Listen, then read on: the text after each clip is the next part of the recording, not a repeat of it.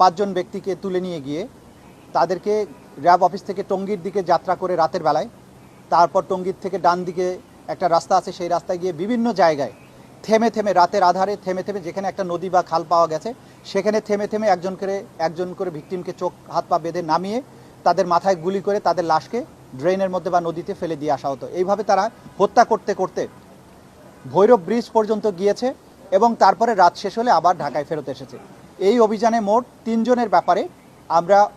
অকাট্য প্রমাণ পেয়েছি। বাকিগুলোর ব্যাপারে আমরা জানতে পেরেছি, কিন্তু সেগুলোর আইডেন্টিফিকেশন পরিপূর্ণভাবে সম্পন্ন না হয় সেগুলোর ব্যাপারে আমরা বলিনি। যে 3 জনের লাশকে পাওয়া গিয়েছে, যেগুলোর ব্যাপারে তথ্য প্রমাণ অকাট্যভাবে পাওয়া গিয়েছে, তার জিয়াউল হাসানের ইনভলভমেন্টের তথ্যগুলো অকাট্যভাবে পাওয়া গিয়েছে, এই একটা চার্জ হিসেবে প্রথমে তার বিরুদ্ধে আমরা দাখিল করেছি। দ্বিতীয় যেটা হয়েছে, ঢাকা থেকে এবং সারা বাংলাদেশ থেকে